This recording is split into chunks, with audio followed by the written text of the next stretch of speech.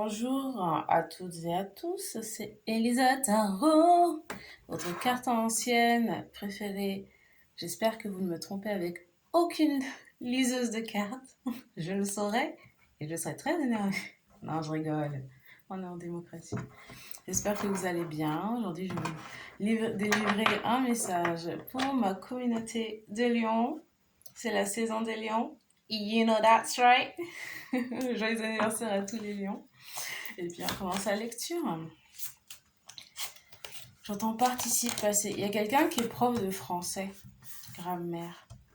Une femme alcoolique, avec beaucoup de problèmes de nerfs, bipolaire, gros problèmes psychiatriques. Ouais, ça. Ouais. Bon, quelqu'un qui a beaucoup de problèmes mentaux, qui a pas du tout l'esprit clair. Donc j'ai 6 d'épée et 5 de coupe. Ouais, alcoolique, hein. Et peut-être qu'en période qui est bipolaire, mais qui peut vraiment avoir dans la journée des périodes maniaques, des périodes dépressives. Hein. Ouais, et c'est quelqu'un qui fait des très mauvaises actions toute la journée, en fait. C'est une personne qui vit constamment dans des cycles karmiques, en fait, qui a toujours les conséquences de ces mauvaises actions qui lui sont jetées au visage. 7 de coupe. Je pense que cette personne a eu une relation avec quelqu'un qui était son âme sœur, en fait, quelqu'un qu'il aimait beaucoup. Et elle a décidé de lui faire des choses affreuses, en fait. 7 de coupe, elle l'a trompé, escroqué, etc. Peut-être un homme poisson, une femme poisson. Ah, bah j'ai le pendu. Je pensais vraiment que c'était pour signifier le signe poisson, mais j'ai l'impression que cette personne s'est suicidée. En fait, c'est pendu. Je suis désolée, hein, c'est un message assez... C'était son mari, son ex-mari ou son ex-femme. Signe poisson a dû de mettre fin à ses jours, en fait. Ouais. Pourquoi quand cette personne a découvert les tromperies. Je pense qu'il y a une histoire aussi avec le fait d'avoir été droguée, en fait. Je pense que cette personne, elle s'est retrouvée dans une relation extrêmement toxique avec quelqu'un et elle s'est fait manipuler tout le long, en fait. Elle s'est fait droguer, escroquer, etc. Elle a fini par se suicider. C'est très triste. Hein. 9 d'épée. Ouais, c'est maintenant la personne dont je parlais au départ. Du coup, c'est la personne qui était en couple avec cette autre personne qui est sûrement du signe poisson. C'est une personne qui vit constamment dans le karma, qui n'a pas d'argent, qui est stressée, qui est défoncée. L'étoile. C'est une personne, en fait, qui aspire à devenir une célébrité ou à acquérir une richesse soudaine, en fait. Et qui constamment cherche ça, en fait, dans la vie. Mais qui a des gros problèmes avec la justice, en fait. Et tout le monde autour d'elle disparaît, en fait. Tout le monde s'en va. Ok. Plus d'informations sur cette personne. Il me semble que c'est une femme, prof de français. D'autres informations sur cette personne. Ouais, c'est une personne qui est constamment à la recherche d'une personne à qui marier, en fait. Et qui a de très mauvaises intentions. Et qui s'en va dès qu'elle a récupéré ce qu'elle voulait. C'est une personne qui opère sur Internet, en fait, qui rencontre des gens sur Internet, sur des sites de rencontres. Et qu'au final, elle les rencontre, elle les utilise, les manipule, et puis il s'en va après, quoi. Ouais, dans le but d'acquérir une soudaine richesse. Et cette personne, je sais pas de quel signe elle est, hein, je sais pas, peut-être vierge. Je sais pas du tout, on va pas porter trop d'importance au signe de la personne en question, mais elle est très calculatrice, en fait. Elle reste beaucoup de temps seule chez elle à planifier des plans foireux, en fait, pour dépouiller les gens de leur argent. Ok, moi j'aimerais bien savoir à qui je m'adresse. Je sais pas, c'est quelqu'un qui doit recevoir ce message, mais à qui est-ce que je m'adresse?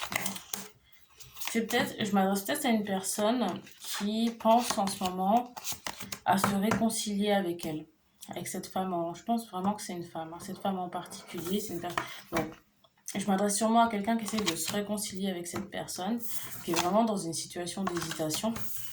Mais elle se rappelle très bien qu'une relation avec la personne en question, c'est beaucoup de problèmes, hein. C'est des problèmes sans cesse.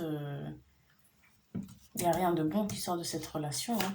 Quelle est la nature de la relation avec cette personne?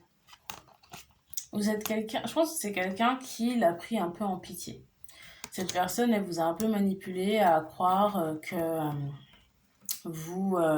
avait besoin d'aide en fait. Elle a besoin d'aide, elle est déprimée, personne ne l'aime. Bon, elle vous a servi le discours du vilain petit canard.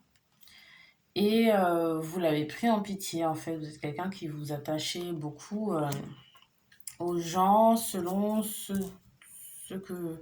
Comment dire? Vous vous attachez aux gens quand vous avez l'impression qu'ils ont besoin de vous en fait. Et ça, c'est une leçon que vous êtes censé apprendre, de ne pas vous fier aux apparences en fait et de ne pas avoir ce savior complex, le complexe du sauveteur, avoir l'impression que vous êtes venu sur Terre pour sauver les gens, ta ta ta ta, Superman, Spiderman, voilà, parce que vous tombez toujours sur des gens qui profitent de vous en fait, parce que vous avez cette bonté en fait naturelle et c'est exactement ce qu'ils cherchent pour vous dépouiller. Ce sont des gens manipulateurs, hein. Cette personne en particulier aussi est très manipulatrice. C'est quelqu'un qui vous fait croire qu'elle est très enfantine, très douce, un peu naïve, voilà, que les gens profitent d'elle à cause de sa naïveté, sa candeur, mais c'est une personne extrêmement manipulatrice, qui est très, comment on appelle ça, irresponsable en fait. C'est plus de l'irresponsabilité que de la candeur, parce que je peux vous assurer qu'elle a des plans extrêmement sombres avec chaque personne qu'elle rencontre. Ouais, et c'est vraiment une leçon que vous êtes censé apprendre, hein. Parce que plusieurs fois, vous lui avez donné des chances, mais il est temps d'arrêter en fait. Voilà. Est-ce qu'on peut voir quel est le plan, en fait, le projet de cette femme en particulier par rapport à vous? Je sais pas si j'ai un message archi spécifique là. J'ai l'impression que cette personne, j'ai eu la prêtresse, vous propose de faire un espèce de voyage spirituel, une sorte de, comment on appelle ça, pèlerinage, une sorte de pèlerinage, vous savez comme on peut faire sur la côte ouest, là, sud-ouest, je sais plus comment ça s'appelle, le chemin de Compostelle, un truc du genre. Je pense qu'elle vous a proposé de faire un truc comme ça. Il y a de l'escalade et du trek de prévu, de la rando. Mais je me demande si elle vous a pas vraiment tendu un guet-apens, quoi. Elle avait prévu peut-être de vous dépouiller et de vous laisser là-bas, quoi. C'est des projets d'un sombre. C'est très très sombre, hein. Elle avait prévu de vous laisser là-bas. J'ai le 2 de denier, pourquoi? Ouais, il y a beaucoup d'hésitation en fait. Cette personne, elle profite vraiment du fait que vous lui laissiez le bénéfice du doute. Et elle voit ça comme une brèche, c'est un truc de fou. J'ai tous les deux là qui sortent. J'ai le 2 de bâton, le 2 d'épée et les deux, pour clarifier, le 2 de denier. Donc vous, elle profite vraiment du fait que vous ayez ce bénéfice, vous lui donniez le bénéfice du doute pour l'utiliser comme une brèche, rentrer dans votre vie et foutre le souk en fait. Ouais, vous laissez sans un sou. Vous laissez sans les sous. Voilà, donc on va voir quelle est la perspective de la personne à qui je m'adresse. Pourquoi est-ce que vous faites ça? Pourquoi est-ce que vous faites ça? Ouais. Je pense qu'il y a des problèmes de codépendance affective. En fait, vous avez beaucoup de mal à vous séparer des gens. Et vous avez vraiment besoin d'apprendre à vous affirmer, à dire ce que vous pensez et à dire quand les choses vous dérangent. Voilà. Vous êtes quelqu'un qui prenait beaucoup de temps pour observer les gens, observer comment ils sont, leur faire confiance, donner le bénéfice du doute, et ça vous trahit à chaque fois. Vous avez beaucoup trop d'hésitation à laisser les gens partir. Ouais. Quoi d'autre est-ce qu'on peut rajouter? Ouais. Et ça vous laisse toujours dans des situations où vous avez des problèmes, qu'ils soient financiers ou relationnels avec les gens de votre entourage, et vous finissez toujours avec une dépression, une déprime très forte. Ça va pas, quoi. À chaque fin de relation, Vous avez des souvenirs douloureux et vous vous accrochez néanmoins au sourire agréable en fait de cette relation alors que c'était vraiment une leçon pour vous apprendre encore une fois qu'il ne faut pas faire confiance aux gens et ne pas avoir l'impression que vous êtes présent dans leur vie pour les sauver quoi. Ok, quelle est la perspective de la personne à qui je m'adresse? Quoi d'autre? Quoi d'autre? Ouais. Je pense que je m'adresse à quelqu'un qui a de l'argent. Hein. Ouais. Et les gens s'accrochent à vous parce que vous avez de l'argent. La plupart des gens qui sont dans votre vie profitent de vous, en fait, vraiment. Vous les attirez. Vous savez, quand on a... Ouais. Et vous avez une codépendance à ces personnes. Je veux dire, codépendance à ces personnes qui vous utilisent pour l'argent, mais vous avez beaucoup de mal à le voir, en fait, et à l'accepter. Ouais. Ouais. Vous êtes peut-être passif hein, dans les relations. Vous laissez les choses se faire, mais il faut vraiment apprendre à quitter les situations qui vous mettent dans l'embarras. Bon, j'imagine que si je fais ce message, c'est qu'il y a eu un élément déclencheur. Qu'est-ce qui s'est passé pour que la personne à qui je m'adresse se pose des questions? C'est peut-être justement, ouais, bah c'est exactement ce que je me disais, mais la carte a confirmé. J'ai encore la prêtresse qui était sortie quand je vous parlais de ce pèlerinage. Peut-être c'est ce voyage-là, cette personne vous propose de faire ce voyage et vous hésitez. Parce que vous commencez à avoir un mauvais feeling par rapport à cette personne. Ouais, n'y allez pas. N'y allez pas, c'est un très mauvais plan. Elle prévoit de vous faire du mal et de vous laisser seul comme ça. C'est des choses assez sombres qu'elle prévoit de vous faire. Ok. Qu'est-ce qu'on pourrait dire à cette personne comme conseil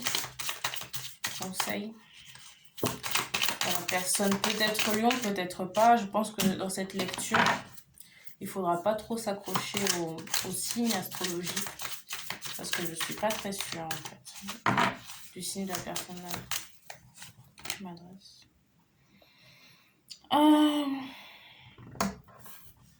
Ouais, bah c'est vraiment, c'est pour ça que j'ai vu des 2 de partout, beaucoup d'hésitation. Vous hésitez à soit la laisser tranquille, soit vous réconcilier et vous marier. Je pense que si vous avez une hésitation entre vous ou la laisser tomber ou vous marier, c'est qu'il faut peut-être pas le faire. Je pense que quand on se marie à quelqu'un, il faut être sûr au moins à 80%. Là, c'est un 50-50, ça m'a l'air un peu trop risqué. Hein. Ouais. Quoi d'autre? Ouais, encore une fois, le 2 d'épée, beaucoup d'hésitation. Si vous hésitez autant, c'est que la réponse est non. Hein. Faudra en faire un dicton. Hein. Si vous hésitez autant, c'est que la réponse est non. Je pose les droits hein, pour ce dicton. Hein. Ouais. On a la tour et le roi d'épée. Ouais, je pense qu'il faut que vous appreniez à prendre des décisions fortes. Hein. En ayant les 2 rois, là, je me dis qu'il faut vraiment avoir des décisions fortes. Ouais, face aux illusions que les gens vous montrent, quoi. Il faut pas avoir peur de laisser les choses s'effondrer, quoi. Ouais, il faut vraiment essayer de travailler sur cette codépendance, quoi. Que vous avez, de vous accrocher aux gens, que ce soit pour du réconfort ou juste une présence, etc. C'est pas pour ça vous fait pas du bien. À chaque fin de relation, vous repartez avec moins que ce que vous aviez. Hein. Ouais. Et ça vous met dans une situation où vous êtes obligé de travailler plus fort, travailler plus et compenser la perte financière. Bon, un dernier message pour la personne peut-être lion à qui je m'adresse. Un dernier message. Ouais, passé. Je ne rigole pas, hein. Codépendance. Vous avez un problème de codépendance. Vous avez un problème de codépendance, vous vous accrochez beaucoup aux gens. Vous savez, c'est le cas de beaucoup de personnes. Hein. C'est pas une maladie incurable. Hein. Beaucoup de gens sont codépendants parce qu'on vit dans une société avec une interdépendance aux gens, voilà. Mais il faut apprendre peut-être à être un peu plus seul, se concentrer sur soi, prendre soin de soi, etc. Quoi. Self-love. J'ai la carte, je parle de toi à ma maman, ce qui me... J'ai un peu du mal à voir le rapport là. Pourquoi est-ce que j'ai cette carte? Ouais, c'est peut-être quelqu'un qui allait très vite dans la relation avec vous, qui vous a très vite présenté à sa mère, etc. Ça vous a peut-être un peu choqué. Ouais. Et vous vous êtes dit que cette personne devait être sincère. Voilà, vous étiez super content que cette personne vous prenne au sérieux assez vite, quoi. Mais j'ai l'impression que c'est du love bombing, hein. Vous savez, c'est une technique souvent utilisée par les pervers narcissiques pour vous avoir émotionnellement investi très vite, en fait. Ils vous montrent beaucoup de signes d'affection très vite. Et la phase d'après, c'est la dévaluation, hein. Ouais, c'est le jugement. La phase d'après, c'est la dévaluation. Ok. Quoi d'autre comme message? Tu m'obsèdes. Ouais, c'est quelqu'un qui marche par période, hein. Ouais, d'une semaine à l'autre, elle travaille au corps quelqu'un d'autre, quoi. À chaque fois, il y a toujours une victime, quoi. C'est des gens qui sont très, comment on appelle ça, opportunistes, hein. Dernier message pour la personne à qui je m'adresse. Un dernier message. Je suis curieux. Un dernier message. Balance. Domesticité. Façon. Ok, donc j'ai la carte bicurieux. Donc je sais pas si vous êtes bicurieuse ou c'est la personne avec qui vous avez une relation en ce moment. Voilà. C'est une personne, je sais pas si c'est de votre côté ou de son côté, mais voilà, il y a des choses qui n'ont pas spécialement été verbalisées, je pense, par rapport à la sexualité. J'ai IST, MST, je pense pas que cette personne soit très fidèle et se protège, hein. Ouais, il faudra faire un petit test, je pense. Balance, peut-être que cette personne est balance. Je voudrais pas stigmatiser les balances, mais c'est des caractéristiques.